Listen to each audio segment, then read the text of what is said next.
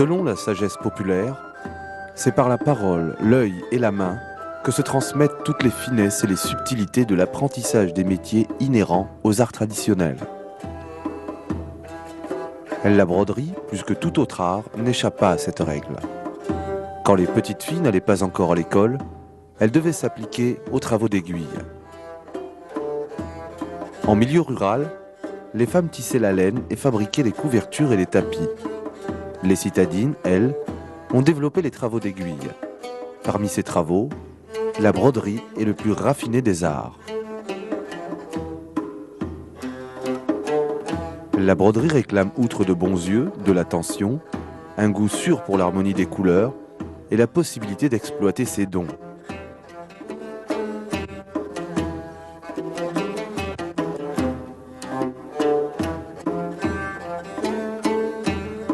Plusieurs villes du Maroc possèdent leurs techniques et même leurs motifs. Ainsi, la broderie prend le nom de la ville qui a vu éclore et épanouir un style. Pratiquée depuis plusieurs siècles, la broderie s'est principalement développée dans les villes de Fès, Marrakech, Meknès, Tétouan, Chichaouen, Rabat, Salé et Azmour.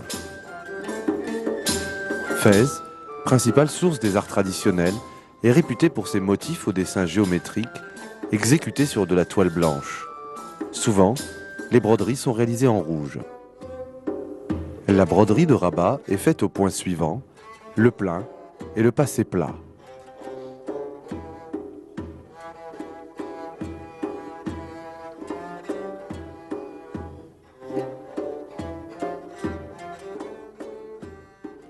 Ces techniques permettent la réalisation de pièces importantes, draps, rideaux et couvre-lits.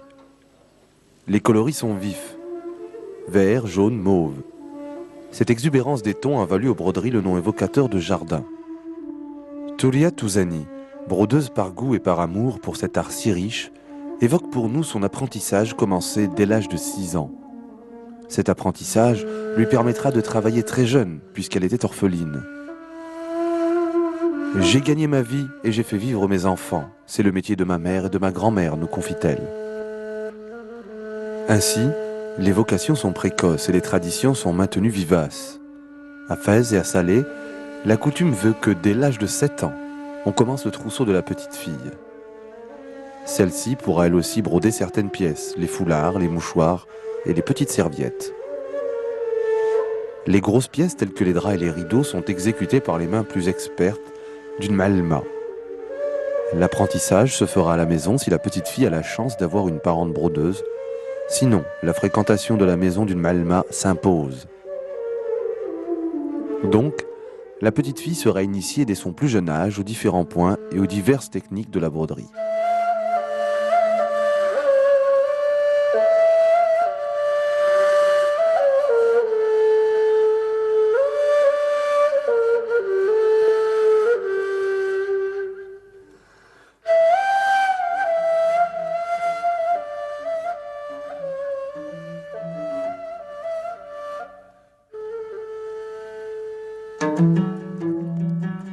La brodeuse travaille sur des matières naturelles, la soie, le lin, le coton. Le fil à broder doit être de très bonne qualité. Le fil doré, ou sqalli, est utilisé pour broder les caftans et les ceintures. Les brodeuses disposent de mramma de différentes tailles, du petit tambouron au grand métier rectangulaire. La broderie exige une grande attention, le sens de l'esthétique et quelques rudiments de calcul.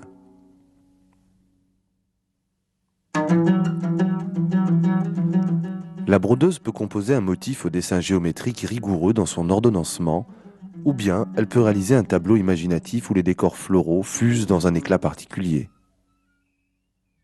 Elle utilisera alors les fils les plus brillants, les couleurs les plus vives. Certaines broderies anciennes ont atteint des prix exorbitants et constituent des pièces de collection uniques et rares.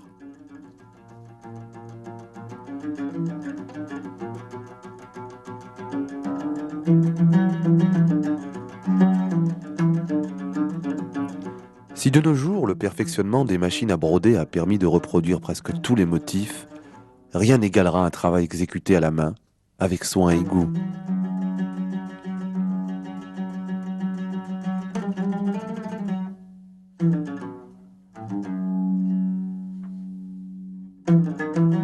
La broderie est l'école de la patience, de la persévérance. Ainsi, certaines pièces demandent un travail de longue haleine et leur exécution peut prendre 1 an ou 2.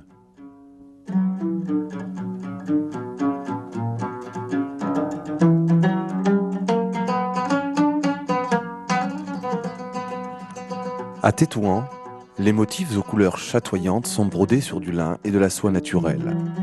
Tous les motifs sont rehaussés d'un point de tige en soie noire. À Salé, les brodeuses utilisent le point de croix natté, réversible. Il sert à embellir les grands rideaux, gardiens de l'intimité au sein des foyers, dans les maisons traditionnelles. Après le départ des Arabes d'Espagne, les nombreuses familles qui s'étaient réfugiées au Maroc apportèrent avec elles leur métier, leurs habitudes et leur façon de vivre, en particulier à Fès et à Tétouan. L'art hispano-mauresque s'est établi dans ces deux cités pendant leur période d'opulence. Les souverains du Maroc savaient apprécier les articles précieux qui sortaient de ces tirazes, devenus au Maroc traz. Ibn Khaldoun nous dit dans les Prolégomènes: de notre temps, nous avons vu au Maghreb, sous la dynastie mérinide, qui était alors dans toute la vigueur et toute la fierté de la jeunesse, beaucoup de traces de cet usage.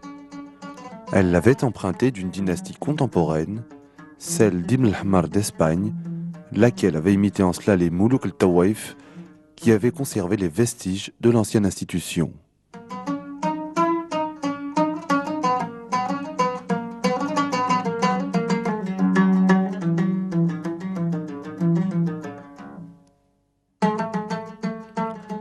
Il est donc certain qu'on tissait à Fès, dès cette époque, des tissus pour vêtements et des ceintures de soie brodées de fil d'or, et qu'on connaissait le maniement du métier à la tire.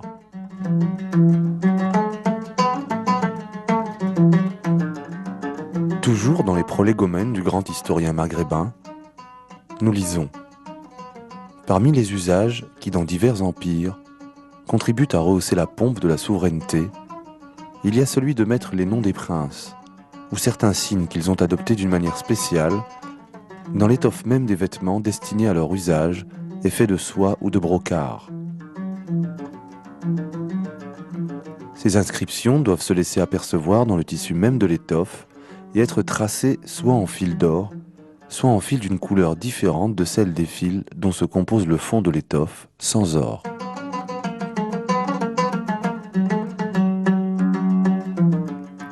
Cela s'exécute par l'habileté des ouvriers qui savent d'avance où il convient d'introduire ces fils dans le tissage même de l'étoffe.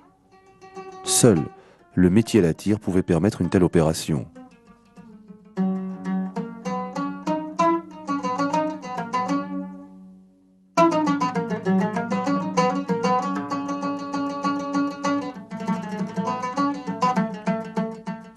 Touria Touzani, en gardienne des traditions, exécute ses broderies en chantant.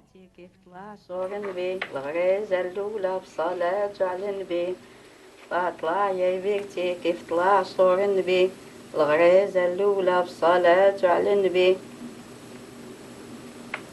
فهمتني كنذكرو كنعيطو ذكر الله عندي عزيز ذكر الله عندي عزيز ذكر الله عندي عزيز فين ما مشيت نصيبو لا إله إلا الله محمد رسول الله لو كان الدنيا تدوم لو كان دامت لآلهة لو ما كان رسول الله حيا وبائع فيها لا إله إلا الله يا ابن العبد ويا الله تب علينا يا تواب وزعلنا للخير سبب لا تغلق في وزيبك يا ربي يوم الحساب تب علينا واهدينا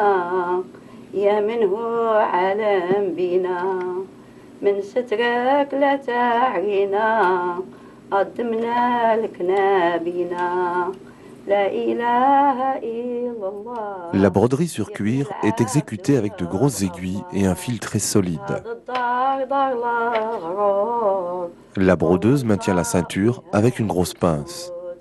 كنتبني فيها الأصول. Les motifs qui servent à orner les ceintures sont pris dans le répertoire des arts traditionnels et on les retrouve dans les bijoux et les tapis. يبني العبد ويبقى الله.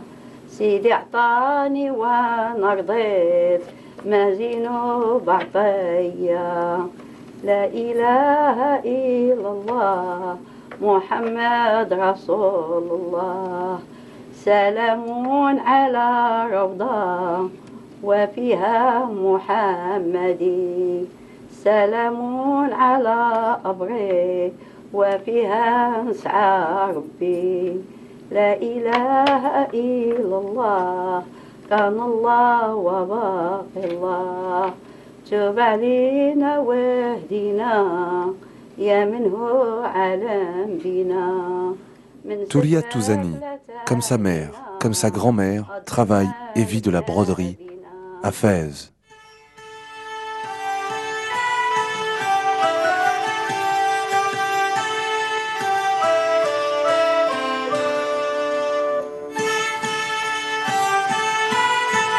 Le costume féminin marocain est diversifié et spécifique à chaque région.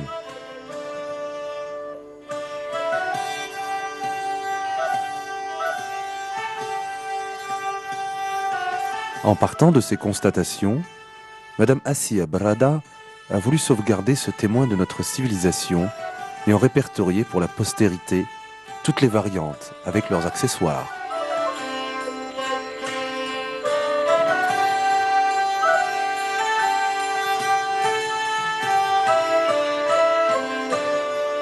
L'intérêt de Madame Brada est principalement axé sur l'étude et la recherche pour la préservation du costume marocain.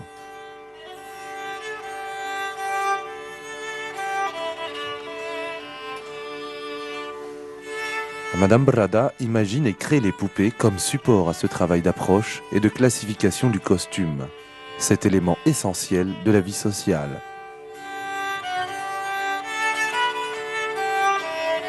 Les poupées citadines reprennent l'habit traditionnel. Le kaftan est l'élément essentiel.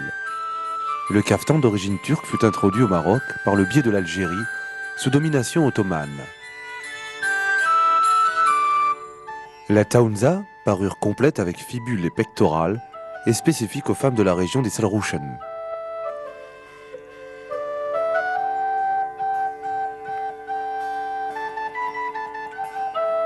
Les poupées berbères s'enveloppent dans la handira rayée.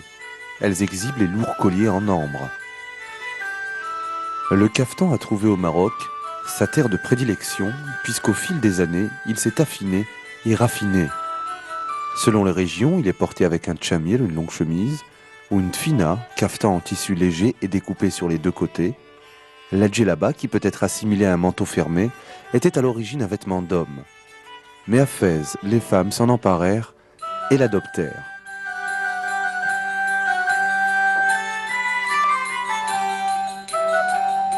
Madame Brada a créé un atelier où plusieurs jeunes filles l'aident pour les travaux d'aiguille. Pour l'exécution des bijoux, elle travaille en collaboration avec un bijoutier. Si le bijou existe, l'orfèvre doit le reproduire en miniature. Sinon, Madame Brada dessine la parure qui sera ensuite fabriquée. Les tissus employés sont faits dans des matières naturelles et nobles, soie, laine, lin et coton. Les tissus les plus précieux tels le brocart, le brochet et l'organza sont réalisés dans de petits métrages. Sont également utilisés le velours, le satin et la mousseline. Les dessins sont typiquement marocains. Tous les travaux d'aiguille sont exécutés à la main. Une fois le costume coupé et cousu, les éléments d'ornement sont fabriqués. Dentelle, galon, soutache, broderie, incrustation de paillettes. Une fois la poupée habillée, Madame Brada passe aux accessoires.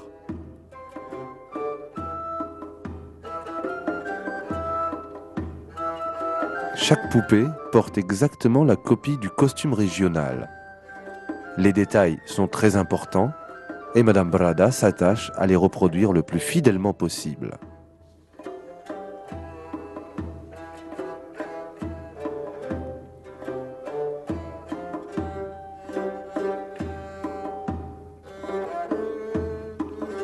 La mariée de Fès est la plus prestigieuse et la plus belle pièce de la collection.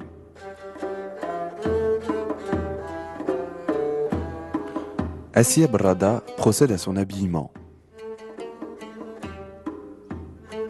Le pantalon et le khmis, longue chemise, sont taillés dans la jouhara, précieux tissu en soierie à large rayures et fine broderie. Le caftan est coupé dans un brocart marocain, le khrib. Les accessoires sont fidèlement reproduits. Sur la bessita, plaque en velours rigide, Madame Brada fixe les bijoux et les colliers en perles avec des pierres précieuses au milieu. L'alba, collier en or avec des pierres précieuses, est accroché.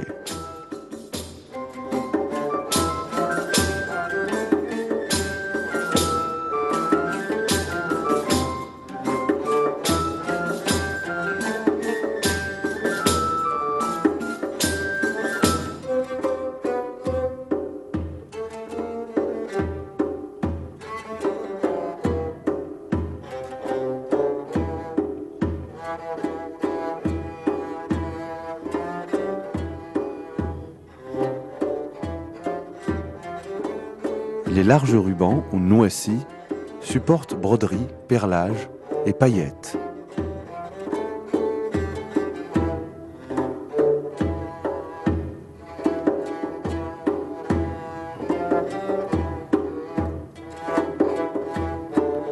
Sur la tête de la poupée, Madame Brada place le foulard, puis la coiffe en brocart rigide et enfin le diadème à 5 branches incrustées de pierres précieuses.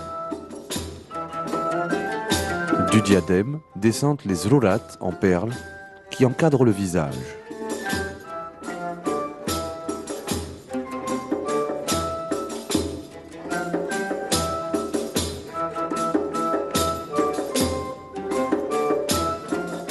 Les détails les plus petits sont respectés.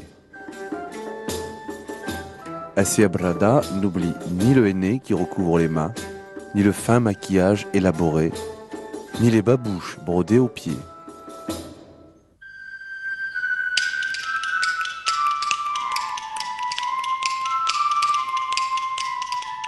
Le maquillage est effectué d'une manière traditionnelle.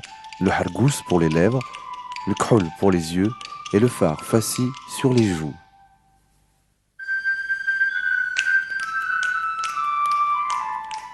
La mariée actuelle porte un caftan plus léger. Le tcherbil, fine babouche, est perlé. Le voile en organza est retenu par les fibules en or.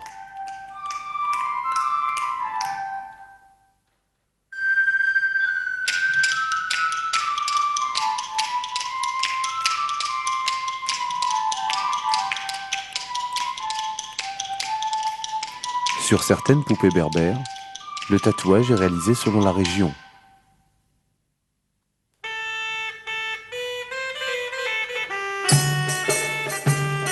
Le tatouage est un maquillage et un signe de reconnaissance.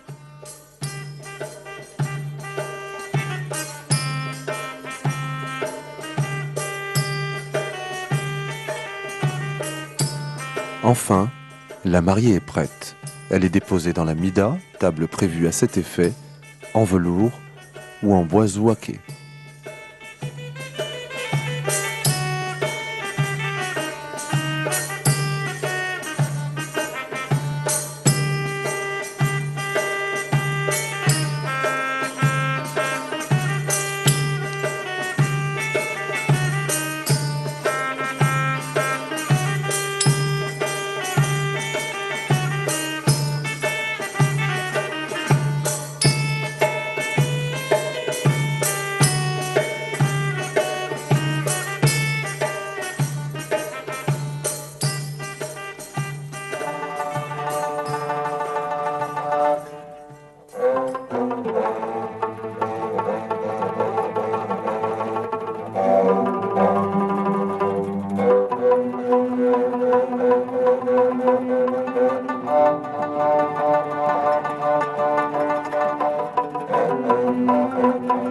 Nous te promenons, Talhunja, afin que ton intervention souveraine fasse que les cieux pleuvent abondamment, dit la poétesse. Dans l'imaginaire populaire, Talhunja est une poupée rudimentaire, grotesque, un personnage féminin dont l'exhibition au milieu des chants des femmes et des enfants appellerait à la venue de pluies bienfaitrices. Les petites filles, à leur tour, confectionnent des poupées en roseau, ce qui leur permet, tout en jouant, de s'initier à leur rôle de future mère. Madame Sigilmassi, la première, eut l'idée de concrétiser de manière artistique ce symbole populaire de la fécondité.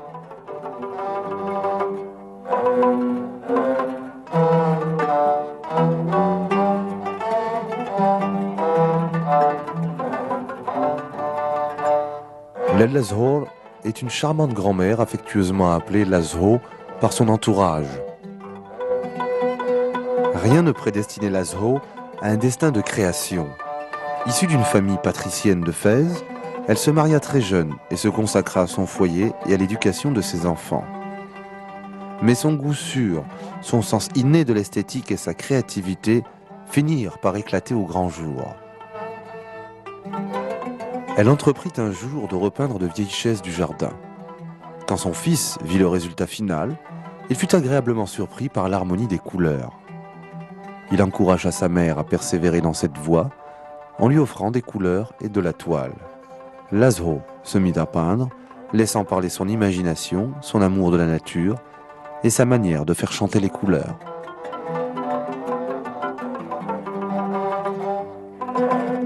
Elle peignit 2 tableaux qui charmèrent son entourage par la vivacité et la fraîcheur de leurs couleurs.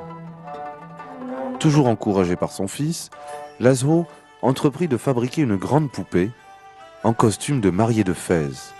Lazho avoue sa fascination pour la mariée de Fès et pour tout le cérémonial qui entoure la célébration d'un mariage. Elle essaie de reproduire le costume de la mariée dans toute sa splendeur, son originalité, sa richesse et son faste. La tête de la poupée est réalisée en toile. Lazho lui confectionne le visage. Aujourd'hui, le visage est brodé, les yeux, la bouche, et elle est même maquillée.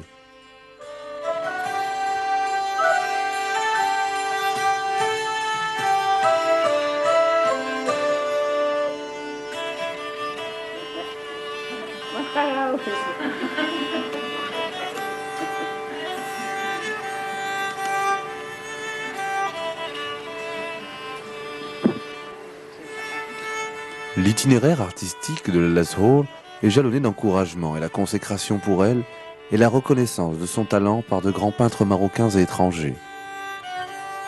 La première exposition à laquelle Lazho participe avec ses tableaux et ses poupées eut lieu au Café-Théâtre à Casablanca en 1977. Cette première expérience fut suivie par beaucoup d'autres dans les importantes villes du royaume.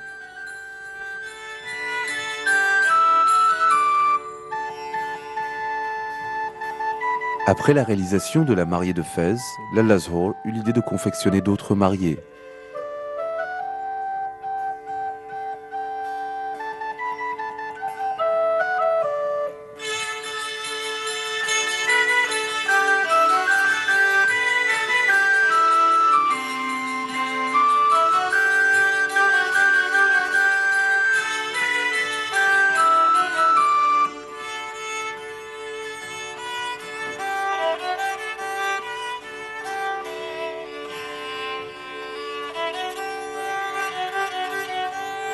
Ainsi, elle fabriqua une mariée sénégalaise, avec une robe aux couleurs vives.